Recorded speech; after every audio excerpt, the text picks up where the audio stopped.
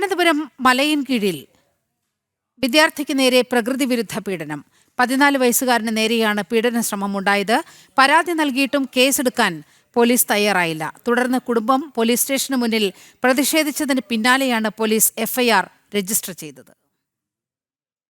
തിരുവനന്തപുരം തിരുമല മങ്കാട്ടുകടവിലാണ് സംഭവം. 14 വയസ്സുള്ള വിദ്യാർത്ഥിക്ക് നേരെയാണ് മധ്യവയസ്കന്റെ പീഡനം. സ്കൂളിൽ പോകാനായി ബസ്സിൽ കയറിയപ്പോഴായിരുന്നു മധ്യവയസ്കനിൽ നിന്നും വിദ്യാർത്ഥിക്ക് പ്രകൃതി വിരുദ്ധ പീഡനമുണ്ടായത്.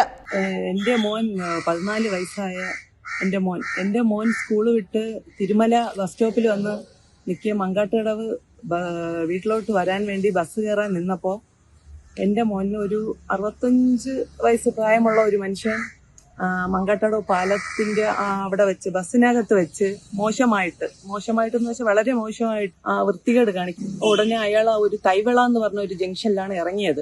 മോൻ നാളെയും കാണുമോ എന്ന് ചോദിച്ചിട്ട് ഇറങ്ങി. ആരോപിതനായ വ്യക്തിക്കെതിരെ കേസെടുക്കാൻ പോലീസ് ആദ്യം തയ്യാറായില്ലെന്ന് കുടുംബം പറയുന്നു. കേസ് ഒത്തുതീർപ്പാക്കിയില്ല എങ്കിൽ കള്ളക്കേസിൽ കൊടുക്കുമെന്നും പോലീസ് ഭീഷണിപ്പെടുത്തിയതായി കുടുംബം പറയുന്നു. അപ്പോൾ അവര് ഒരു പരാതി വന്നേക്കണേ, ഒത്തുതീർപ്പാക്കാം.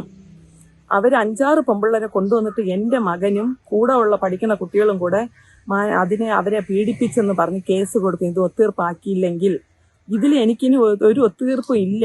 കാരണം ഞാൻ അനുഭവിക്കുന്ന ഈ ഒരു മാനസിക അവസ്ഥ ഇനി ഒരു അമ്മമാർക്കും പറ്റരുത്. കാരണം 3 ദിവസം കൊണ്ട് ഞാൻ ഇങ്ങനെ കയറി ഇറങ്ങിയാണ്.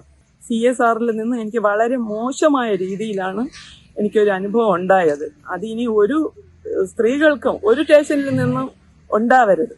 കുടുംബത്തിന്റെ മണിക്കൂറുകൾ നീണ്ട പ്രതിഷേധത്തിനൊടുവിലാണ് പോലീസ് കേസെടുത്തത്. ഇനി ഒരു വിദ്യാർത്ഥിക്കും ഇത്തരത്തിലൊരു ദുരവസ്ഥ ഉണ്ടാകാൻ പാടില്ല എന്നതാണ് കുടുംബത്തിന്റെ ആവശ്യം. ജനം, തിരുവനന്തപുരം.